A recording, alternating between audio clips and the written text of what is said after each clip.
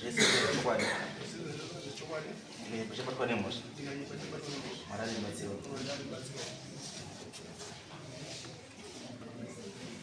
zita rangu rinonzi Elias Sagonda.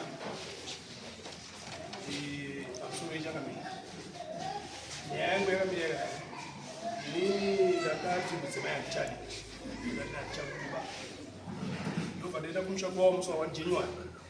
Ndikasvika kumusha kwavo vanga varipo, vanatsana vanga varipo, ndikabhadhara dhora rangu guru havana senzipo dhora rangu iri unoona nyachadi zvinhu zvakanaka.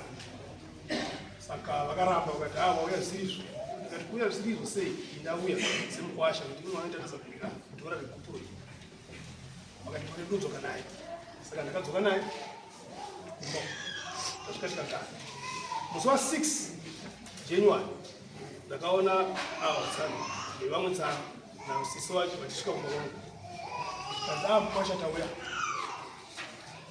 takatodzikisa kuti nyaya yavanga yochitaura kuda kwedu iye ndeyechokwadi here.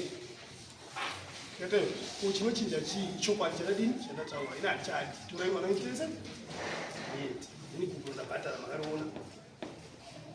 Saka mangwana acho amakuseni vakabva vaenda kwasabhuku nekuti takataura kuti isusu uyu wakati iye kusarwa hombe vakati mwana wedu iwo warambwa iwo ongeza tiende. Vakati handiendi nekuti ndakarima ndepesa dzamunda zvakawanda. Saka vakazofuma kuenda kwasabhuku mukuseni vachinotaura nyaya yavo kuti tatichikumbirawo mwana wedu warambwa isusu. Saka tirikumbirawo kuti paanokohwa oenda. Sabhuku wakafonera baba chitongooakaita nhamo kwayo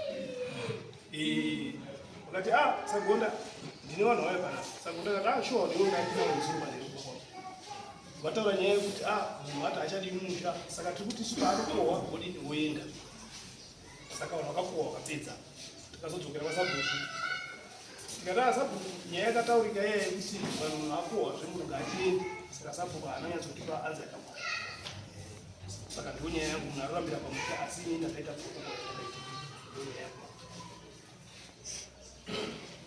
right. Mukadzi.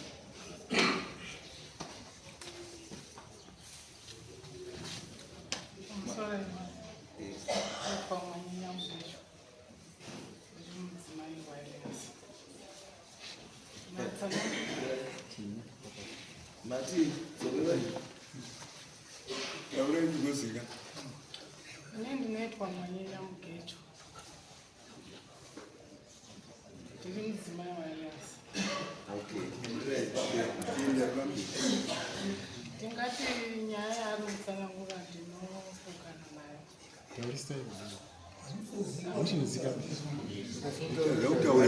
Ndiri kuti nyaya yaari kutaura ndinopokana nayo.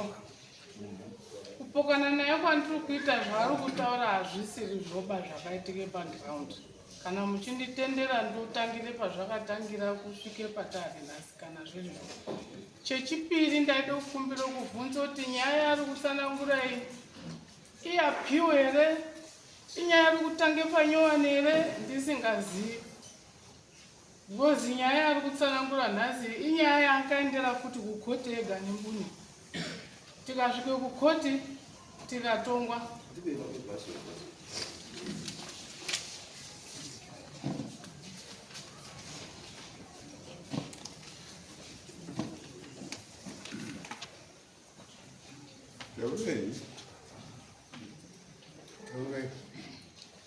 Tingati maitiro akaite nyaya nemurume wangu takagara zvakanaka tese. 2007 kuroorana 2010 vana vakauya vakanga vakaenda namai wavo aine umwe mukadzi. Ndakasvika pamba apa pasina kuvakwa. Tagara nevana vaiva ndakagara navo kubva 2010 kusvika pari nhasi.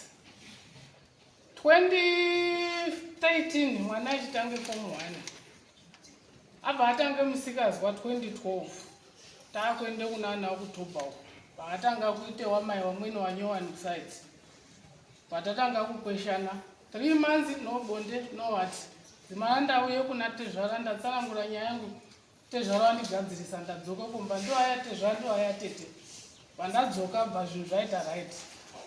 2014 bvaita mhosva yake aichandozesa bvaita mhosva yake aite mhosva yake ndobva adini azine loya chimbobudai mumboenda kunze bhozi mhosva yange yapaka yayehombe abe madhiramu ewaya ari kudaro abuda kuenda kunze kudaro ndopa akandikumbira echinditi madhamu zvinhu zvazvaoma kudaiwo ndoita sei ndibatsirewo zveshuwa ndakauya kuna vabereki ndikatsanangura tichitaure nyaya tese tichironga tiri pamwe chete taronga tiri pamwe chete pakuti mari apa ndichichitaura kuti pane loya raidiwa riri kuda mari munhu amboenda nyaya imbotonhora bichana bhozi aifawa kunzi mutongo wake aifa wopiwa 10 years aripo asi akabva anditi ndiri kukumbirawo ndibatsirewo because ichi zvinhu zvakandiomera hama izvozvi dzataraukira asi adaro akabva ati chini unochindibatsira ndozokuona kana zvinhu zvagadzikana ndikati hapana chakaipa inini akandiroora ndichiite zvefree market nguva yacho iyoyo 2008 mozive situation yanga iripo asi inini ndaite zvemusika midziyo yandakatenga mumba ndaindine property yandaindinayo ndakatanga kubudisa ndikatengesa ndatengesa ndichitoti ndibatsire umwe wangu ndakatanga kuhodha ndichitengesa ndichireze mari yanga yazotaurwa neloya kuti iri kudiwa takumapena vana tete ndobva vakazobvisa uyu 400 kuti 800 vadaro ndobva akabva pazonzi chii loya rikati ndiri kude mari yetransport takapusha tichida tichibatsirwa neloya kusvika nyaya yake yaita sei yapera ndichikwira nekudzika nyaya yapera vana ndindandinawo pagore ne8 months idzodzo ndindaiona kuti vadya here ndindaiona kuti zvese zvakamira sei tapedza takauya 20 ichipera nyaya yake 2016 wakupera nyaya yake yachipera manje kuzi nyaya yapera apiwe community service ndopatakapedza paipai ndobva mwana anga akuda kunyora form 4 mari bva yashayikwa uyu murume ndikati achiende kupi kuhama wokumbire mari yekuti chii mwana aone kunyora akauya kumusha zveshuwa achidzoka kumba ndopa akasvika zvikazi vati hatina chi mari handizivi kuti mukadzi ndoita sei zveshuwa ine hana kura semurume wangu nokuti wabudirwa nedambudziko ndakaramba ndakamira naye ndiri mukumira naye kudaro ndakapinda mumba zvinhu zvandaitenga nemusika zviya ndikatengese tv magumbezu masutsu kureza kuti mwana aone kunyore form 4 zveshuwa mwana akadi ndakapa murume akaenda kunobhadhara mari yakwai kwangotengese chipi price kuti chini zvione kureruka kuti mwana mari ebude mwana anyore form 4 mwana anyore form 4 zveshuwa takagara kamari pakazongobudawo kashoma kaakazongopiwa kubasa kuti hatikupi akawanda nokuti wapara chi mhosva ini ndikati hapana chakashata mari yaya bhadini zvikazi mari yandaindakakukwereta yaya ichi mari yenye ndikati hapana chakashata oraiti pandapiwa mari yandapiwa ndakaenda kotenge odrop vandapedza vandatenge mablankets vandatenge tv ndapedza kudaro bvatagara murume akatanga uchione zvimari chobhichana asi anga asingatorwe chizimbabva asi ndi ndakaramba ndakamira naye ndindaiona kuti padyiwa ndindaiona kuti zvinhu zvese zvakamira sei ndandisina basa nazvo nokuti ndaindakade munhu wangu nemoyo wese akatanga kuita 3 months akungotanga kungorara neshoti ini ndoti baba kuzvamakurara neshoti chii chaakutorechi nzvimbo nokuti ini ndiri mukadzika ndinoenda kudawo sevhisi pai mumba saka waiti ukada kumubata kudai zopoite dambudziko saka ipapo pacho manje baba wangu wakurwara waichitibatsira waya saka ndadaro ndikahinondoendepi ndobva ndaramba tichingodii tichikweshana one day ndabve kuhouse girl kuya kwandaenda kuti mhuri idye ndopa akabva ndasvika munhu hamusina mumba maiti empty vanhu vadini warongedza letodiko vanhu vaendepi taitakamirira kuti mwana apedze kunyora ndisamudisturba kana apedze kunyora tochizoende kupi kumusha bhozi ndandakavaka kumusha ndasvika pasina mai guru ndakasvika vakavake karumu kavaka 1 kasina kuplaswa kaine kahwindo kepuranga kudai asi ndakasvika ndikaise 4 room house yangu kicheni yekutanga tese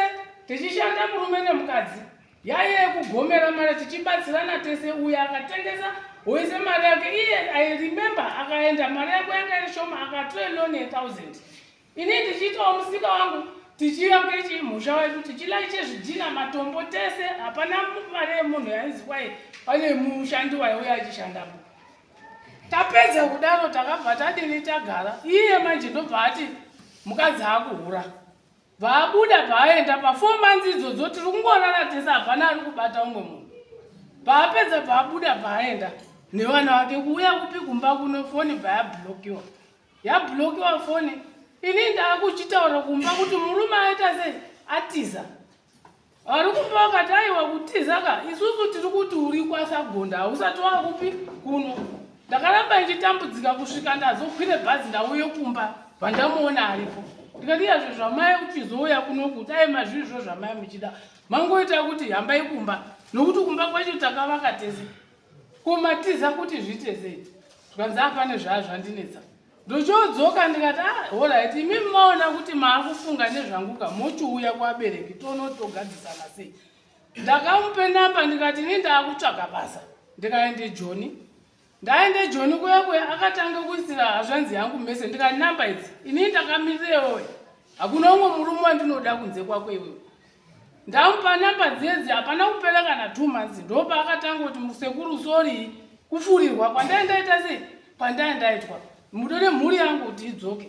Ndikati achimira ndishande yokuti ndione kudini kuuya ndopakabva pafe hazvanzi yangu yabaya nebanga ndakaitakura tikauya kumba zveshuwa. Tauya kumba takaviga hama yangu ndopakati ana mukoma kuti tichagadzike mukwasha dare paite rufu kudai hazvichaiti sezvo ati ndaterechi mhuri yangu. Zvekore zvakanaka chimuregerera zvinowanikwa nesu tiri varume zvinowanikwa. Ndikati aiwa hapana chakashata akasiye hovhorosi yake ichibatwa. Zvikazi ndokuti ukasike kuita sei kuuya. Ini ndakasara tochomboite zvemumusha zvaidiwa tochopedza anga angofona pese pese. Ndikati andaakuuya zvikazi nana mukoma chienda. Ndakauya zveshuwa kumba tikagara. 2017, 2018, 2019 baba ichifate zvarangu 2018. Tasvika papa tagara 2019 2020 pawana basa kumapurazi uko tichiende kunyanga uko. Vaatanga futi zve awana futi munhu ikoko. Akawana munhu kumba kune kwane off kune kusina chimukoba. Vataite 6 months. Ini ndaichidaroko ndichihodha nditonoti mari yemurume wangu ishoma. Ndakatanga kukumbira futi ndine vana vasisi wangu ari Joni. Panatanga futi kuti baba regai tibetserane bhozi zvirumba muno mazvisi kuita akandibvumidza zveshuwa.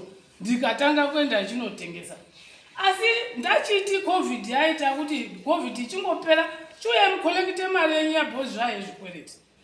Akabva anditi usauye. Ibva ikoko chiende kumba kwenyu nokuti wakati mai vangu muroi. Ndikati nyaya yenyu yabva kupi baba? Nokuti ina handizvizivi. Nyaya dzedu dzinongotangira mamega ikokoko chitiri kutore nzvimbo. Ndakaudza futi vana mukoma zvikazi aiwa iwo kwawakabva ndokwauri kudzokera. Zveshuwa ndakaita sei ndakadzokera kumba. Ndadzokera kumba takagara. Nyaya yaina kuzoita patasvike 6 months dziya dzimata zvoramba tichikweshana kusvikira zvazoita mushe nokuti mukadzi kuti mukadzi bonde. Paakazobvuma tachigarisana zvakanaka. Pandaite nhumbu yangu yekutanga bvayabva. Vandaona pabude masoko zvikazi zvazi mukadzi wako ndiye akadya ndiye akadya mwana wangu. Iye ndiye anouya nemasoko kwete kuti pano munhu anotaura iye ndiye anouya achiti wakati kudini kuna mai wangu chichi ototanga kuti ndoti zvoutaura handizvizivi. Tochopedza nyaya yechogadzirisika ichopera tochogara.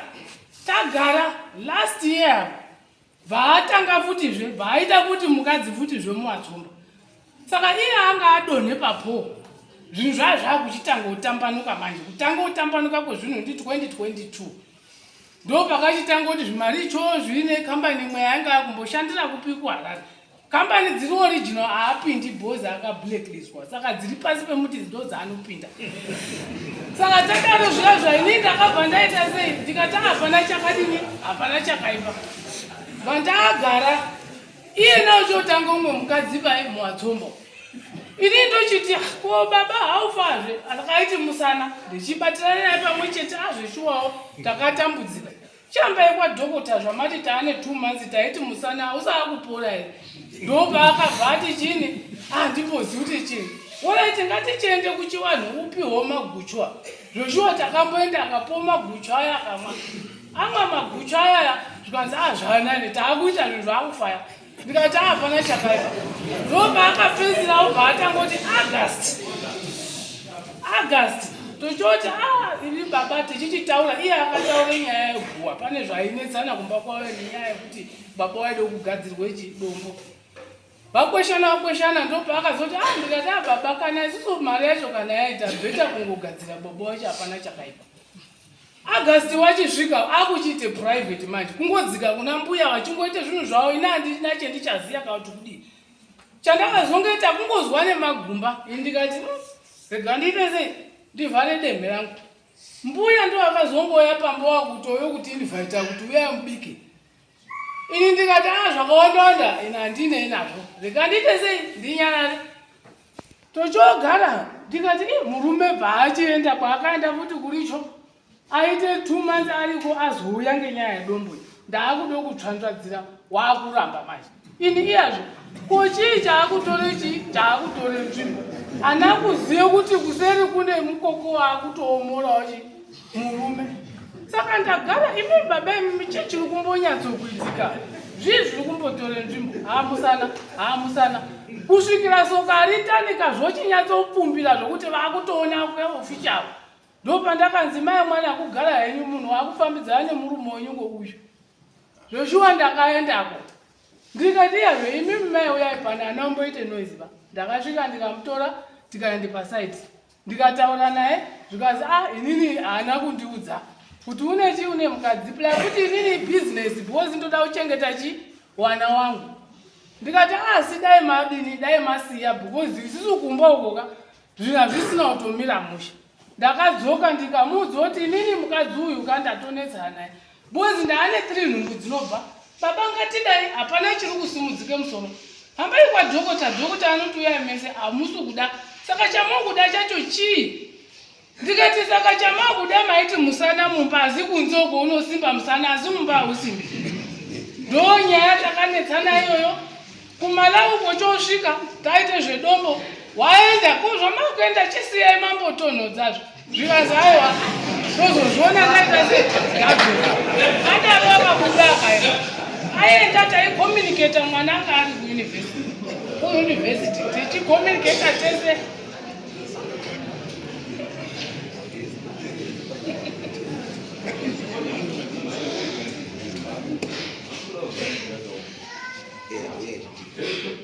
ndobva kachidini ndorondichisvike mukuguma kwachiko adzoka kumalawi kwake kuti aikomuniketa zvakanaka amwe ndichimiramira ichitiudze zvokuita semunhu ane murume ndichiteedzera adzoka kumalawi kuye ndopa ndakachiti baba mauya zvetichitsvansvadzira futi izvi ndone hapana chiri kudini hapana chiri kubuda ko imimi chii chiri kumbonyatsokuitika kana paine pakakanganisikika ngatiise musoro pamwe chete zvinowanikwa izvi kana ari mukadzi uyo akukanganisai zvinowanikwa nokuti mukadai manje kaini ndoda kuendepi wani makandipe chirwere handisina kumwe kwenchatarisira kuti ndine kwendinoda kuenda. It's okay.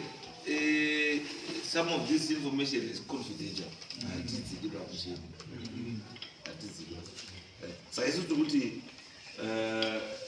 taona nyaya pai but according to me yabaita sei yataura padare ndekuti ine murudzi bokuramba kubva pano but ndikuona kuti mangaenda kukoti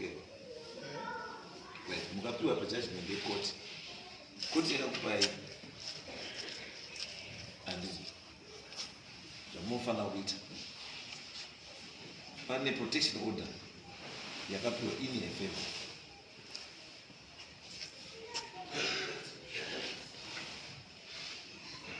Vivian ndiani? No. Vivian ndio. Right. Yeye ndio Vincent. Vincent ndio.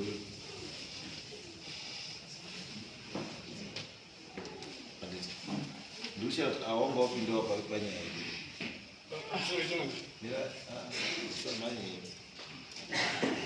Because according to this judgment, it was application for correction order is granted in default. I will not read out that.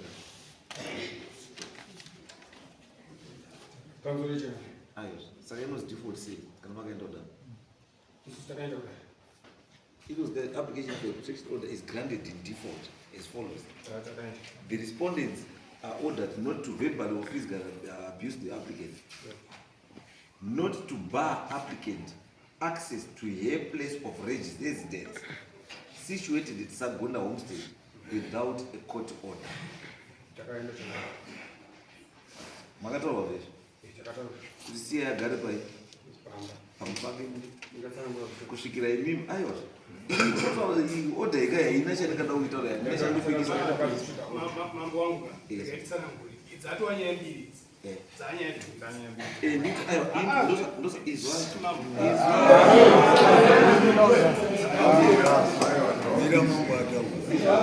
Tati ndikutaura nenyaya yeprotection order iyi yakagrandwa against chi wakomana avo wari wangani wari 2 kuti wakazvinzwa here whether wakaenda kukoti rika kuti wakaenda kukoti asi ndiyo zviripo izvo zvekuti makanzi sei munhu agare pachi mapake imi musasvikepo musamuabuse beva whatever anditi ndenyuju tigara yenyu basi imi yenyu yatopera right. Then Elias ndiwe Elias anditi ndo wakaenda futi leo na Manyenya anditi mukadzi yakaendere makapinda here mukoti yataipinda here mukoti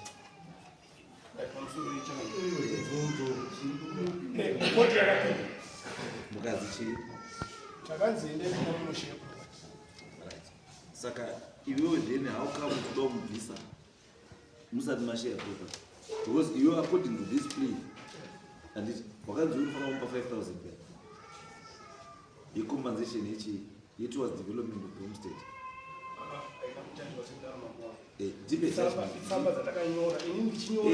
Ndosati plea ndoda yako ndoda pane judgment tipe izvozvo zvandoda zvacho.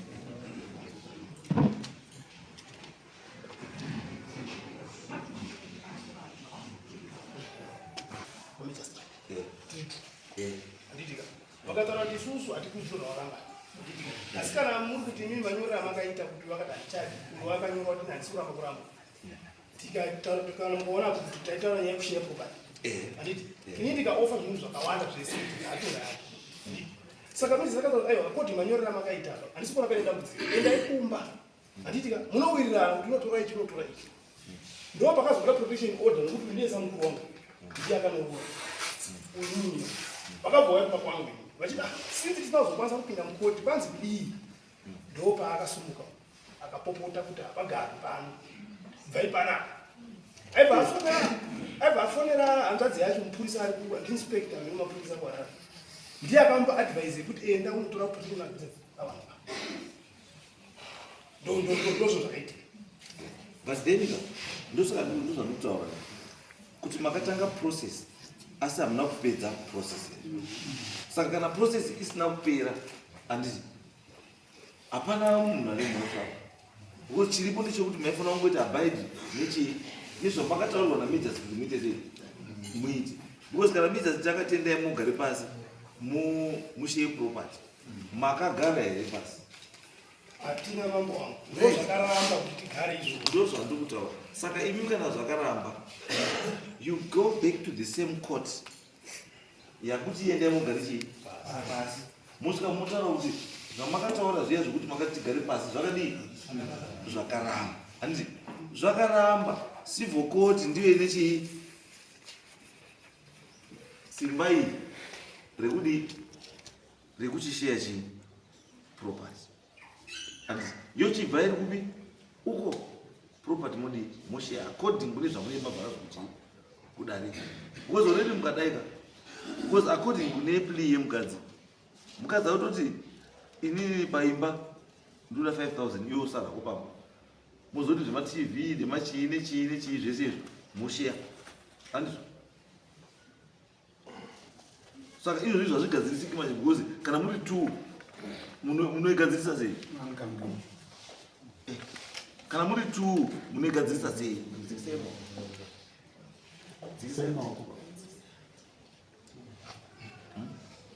Kana meje tachitende mugare pasi muri 2 mushare munogara sei mamusutaudza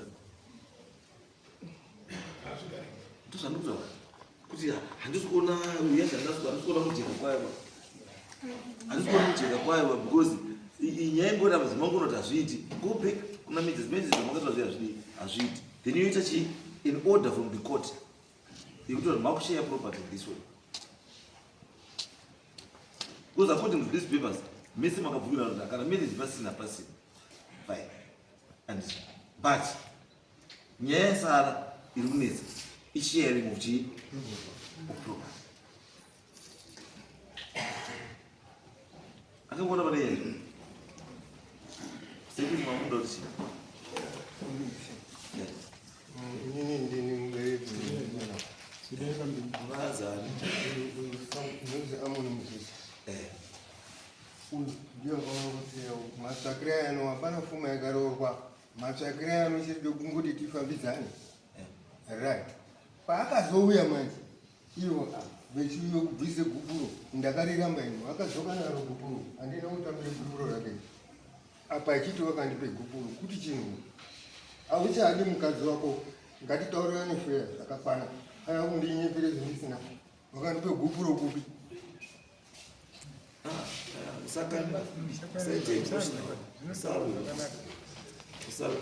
kurambana zvino kuti upenyu wapera upenyu yonongototamba yabuya totamba yake there is life after divorce saka musakani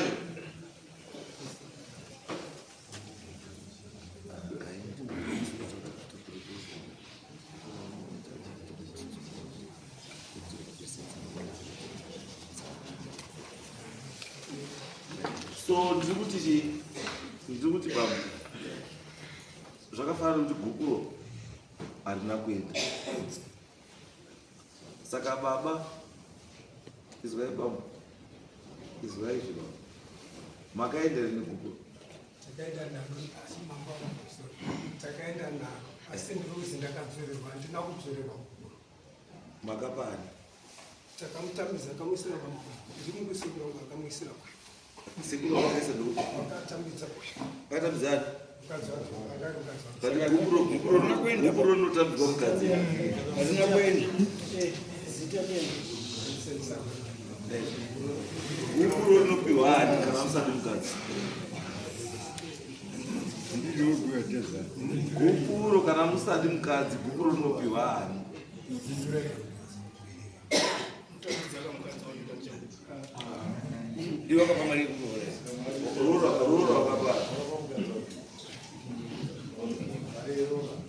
mari yerora wakapa hani makapa mukadzi wakapa mukadzi saka makaendesa mari yerora unongopasa mukuru wako wofamba futi nenzira imwe chete yakaenda pawakaenda kurorora udzose haupi mukadzi iwo kufunga kwako ipane mukadzi angavhose kudaidza muda yekuti wakuona dhora rangu ndapiwa rakuva ndarama uri kuona zviri practical izvo uri kuona zviri mukadzi ndakupa dhora rako ndakuramba mukazobva kuti ndarora hama dzangu wewo ndapiwa dhora ndarama wakatodya mafiziti endai muite chiwano kana mafunga kuita chiwano endai muite chiwano samukuru handiti enda kwawakanzi uende wosvika negupuro to the correct person and musaite zvokutonga mukunzvenga mukamuita sei endai negupuro kwatinofanira kuti kuenda kwawakapiwa protection order yo haunopiwa protection order kumba kwemukadzi bo kumba kwasikuruba wakapiwa protection order kumba kwemukadzi kumba kwemukadzi handiko kumba kwasikuru imi endai kumba kwasikuru moite chiwanhu chamunofanira kuita kana sikuru aine zvari kutaura zvake zvaari kutisumwa zvamunofanira kunga muchimupa mupei zviro zvake because ungada kunza gukuro usina kumborora saka nderi gukuro ndakamuti get away. Andisezina ngoma wangu. Ndakati get away ngokuti mapotwa. Usika nosomubvisa kana rora. Saka shoda kuti gupuro chadoro chadoda nchani chi.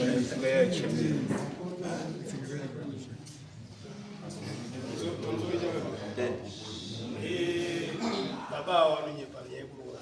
Aditi takanongora nemsuku wangu. Ndakaita sampo. Kungoti Buku racho unfortunately atakuya nabo.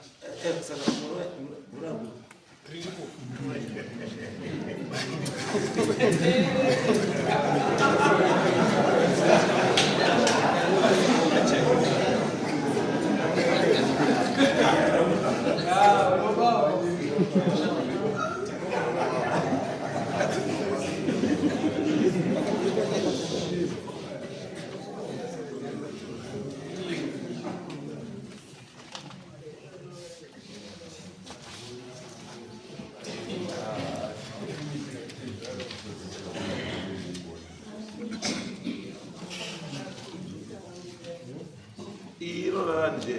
Manyenya ndo ripo utano. Ndo beutano.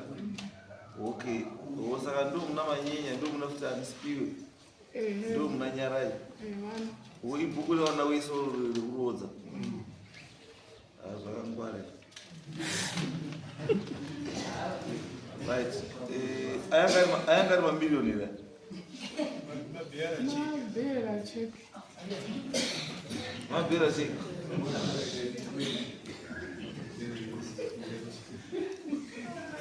Zvakatikwa zviurewe. Zvakabhadhawa. Zvimutyongo zvazvo kungoti chakati wakapisa hembe yangu gogogoi chiri kupinda mumbando mumatsvakero narutoti Saka munakabhadhara. Saka munakarora. aiwa Wozi mutika ndiro 3 million. Kupinda musha 5 million. Kupinda mumba 5 million. Mvura muromo 2 million. Nhekwe 3 million. Mutsvairo 3 million. Bonde 3 million. Muzvadzi Allen 5 million. Mukadzi 5 million. Tete 5 million. Mai 110808 50 million minus 25 million. Magomo 100 million minus 30 million. Chisina kubhadharwa, chisina kutikwa, chatanga idanga mombe 7. Mai mombe 1. Sutu ya mai size G 68. What is the size 38? Yakabhadharwa. Boots size 5 yakabhadharwa. Blanket 2 in 1 yakabhadharwa. Chisina kubhadharwa ijeki neumbrella. Kudzosa ndiro 1 million. Total paid 105 million. Munotsanangura pano. ndaitotsanangura kuti zvakadai saizvozvi munhu akauya kuroora unenge uchiti gogogoi $2 gogogoi $3 uchienda zvichienderana zvakadaro. Saka chinozi kuroora chaiko unenge wakapinde mudanga ndo chinozi kuroora. Izvi zvimutyongo zvongoti wakapise trouzi rangu asati auya kumakwako. But izwai inini shona yandinoda kuzwa ishona yekuti munhu akaroora asi haana kupedza. Ndiyo shokwa ndiyo. Because kana mai akatowana 25 million, tete wakanhonga, mukadzi akanhonga, muhanzvadzi Allen akanhonga, bonde rakakosha namba 7 rikanhongerwa 3 million. Mutsvairo wemumba uyu ukanhongerwa 3 million. Kupinda mumba pakanhongwa 5 million. Kupinda mumusha 5 million. Saka muruti Magomo akabhadharwa 30 million. Sutu ya mai ikabhadharwa size 38. Bhutsu dzamai zikabhadharwa size 5. Mombe ya mai mambongo akabhadharwa. Saka munhu anorodzi haana kupedza.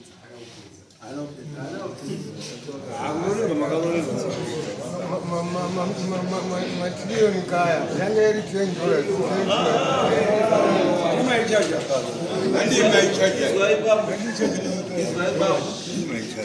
chamunokwanisa chandiri kuona maybe chirikurwadzai ndechekuti handizivi kuti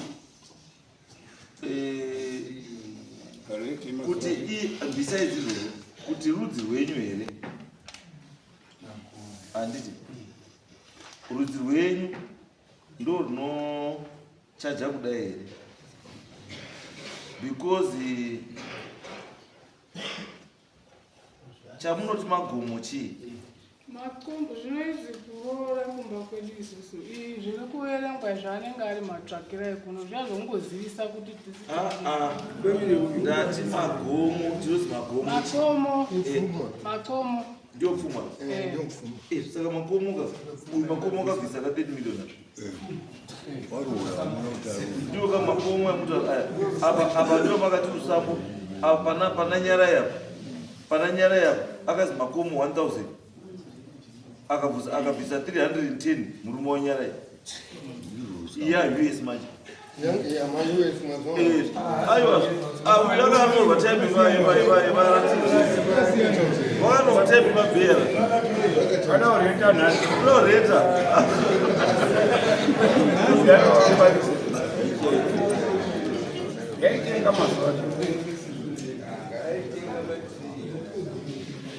iyo shamwari chatodokunga handisi kuti mungakwanisa kuzviita sei kuti pa100 million wakabvisa 30 million kwapa pasara 70 million saka ivo zvakafanana nokuti tikuti as a percentage 30 over 100 times ichi 30% i3000 ndizvo ichi 30%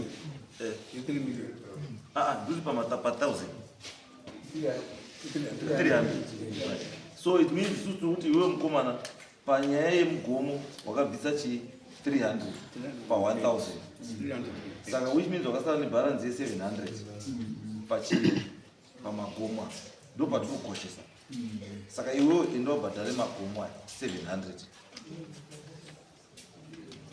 then moita zvamuda kuita kuzi ndorora ubhadhara 701 nedhora rako rinapa mukadzi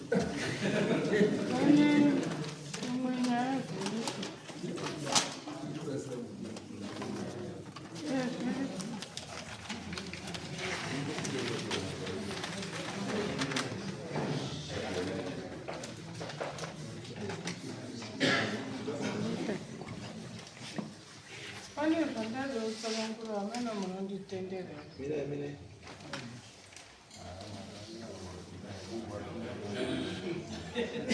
kusungwa kwaakaita saka mauda mari yenyu mati akanga akandiwimbisa kuti anozondidzorera mari yangu kuimati pakaita mari yakadzorera echikwereti ndei akabva azoenda futi ngekunyora kwemwana bva azoende kukoti bva asvika bva anyoresa futi odropu riya kuti tine midziyo yetinayo pamidziyo iri kumba yacho ndavaudza kuti inini ndaite musika iye chaakatengawo semunhu tatiri pamwe chete ini ndine mapuropati andakatenga iye akatenga tiri mumba pamwe chete saka unondibhadhara bhozi akaenda konyoresawo dropu racho kwadhisi kuti azi tine midziyo yerumba mubhedha yacho onyoresa kuti tine 2 mubhedha yerumba mubhedha wacho aya ma500 chiya luza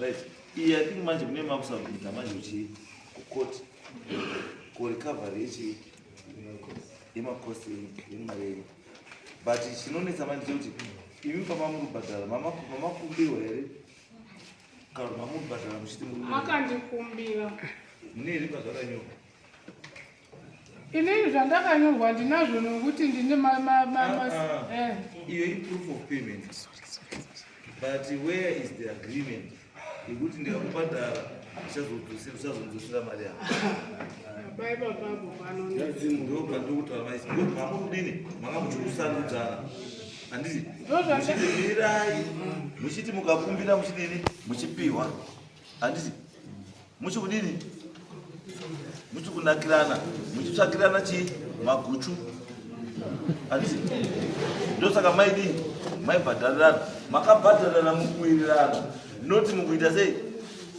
uko zvakafanira kuti right nhasi uno akabudisa list yekuti every month ndaitenga chikafu chakati kuda mari yako munoti kudini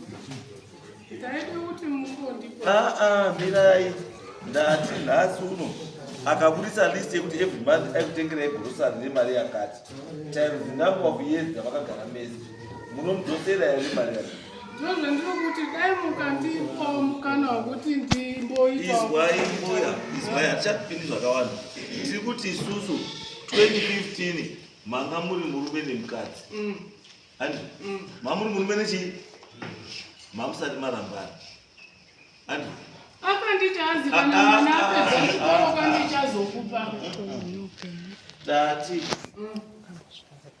munobatanidza zvinhu tu handisi kubatanidza munobatanidza zvinhu tu zvekuti one munotaura nenyaya kuti mwana apedza chikoro zvekuti mwana apedza chikoro zvineini maloya ndinga mamurubudisa murume wenyu mujeri saka namamurubudisa murume wenyu mujeri zvakafanana nekuti muri chinhu chimwe chete mamurubatsirana mamuda kusiyana dai makasiyana mamuda kuzosandudzwa ndiani izvo mamuti kuda kutemurwa mamuda kuzotemurwa sei ya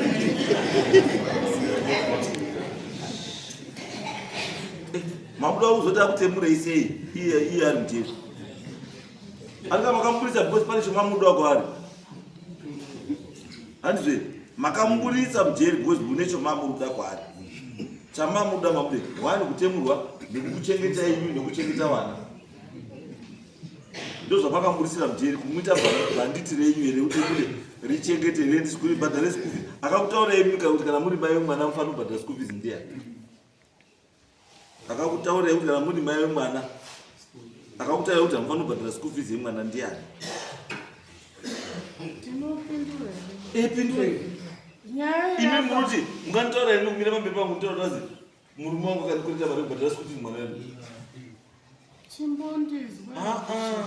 ndikubvunza ini ndipindurai basi ndokupaiwo mukana mwana wenyu handiti murume akukumbirai kubhadhara mwana wenyu kubhadhara mwana school fees handiti imi moti ndirikukukweretesa kubhadharira mwana wedu school fees mese munofanira kubatsira mwana akakuti imi wakadzi kana masenza mari yenyu ngeyekudya imimi yekutenga mabhoti nechii haibhadhari haishandi pamba chindiani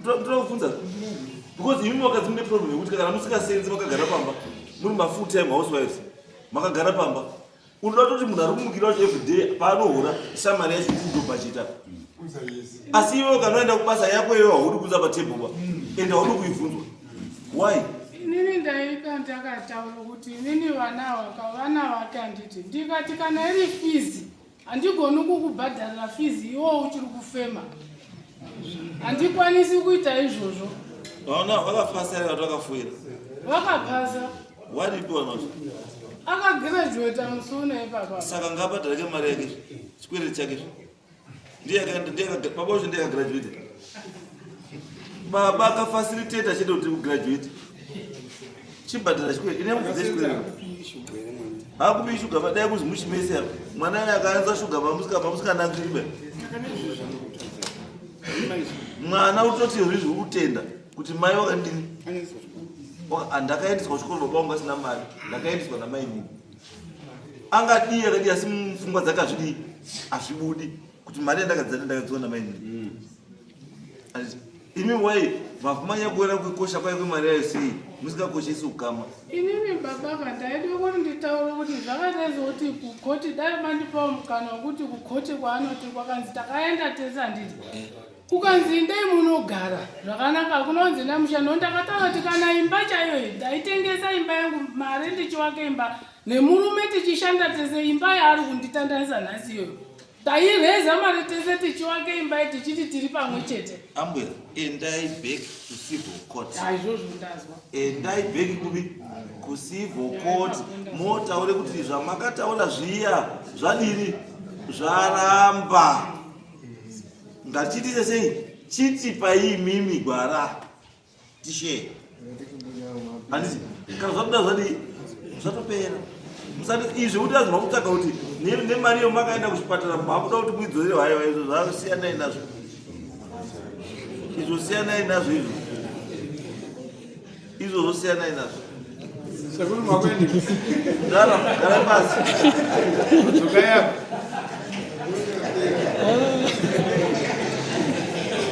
Yapera ishe. Aiwa, munozwa kuti chenda.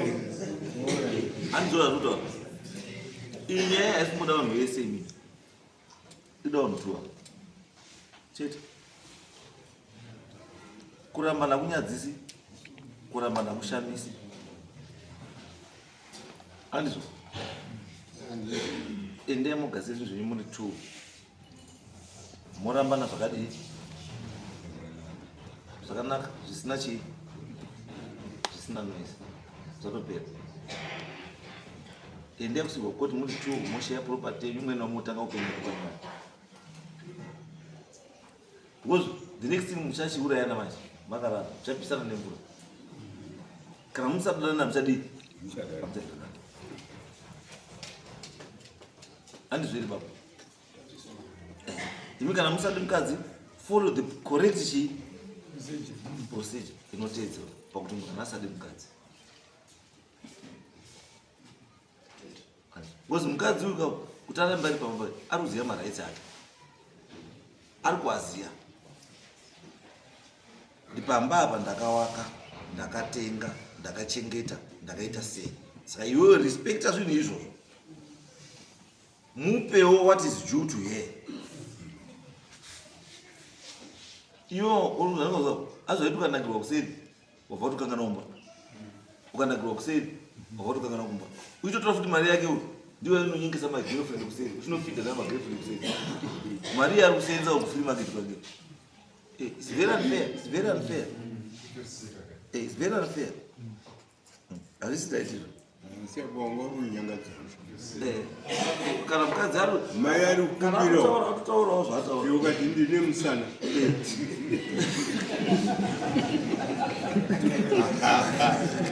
right it's okay endea kusivoketa izvi zvese zvamunazvo apaka isusu darina chaningambuti ringakubatsirai kunze kwokuti izvo tanokubatsirai nazvo ndizvo tamutaurirai moenda kuita zvipi izvozvo go back kucivil court mochinoita presentation nemaasets enyu nechii then moshewa zvinhu zvenyu zviri pamutemo ava baba mukuru ava anzani ava ngawaite the correct procedure yegupuro samukuru then mopedza zvinhu zvenyu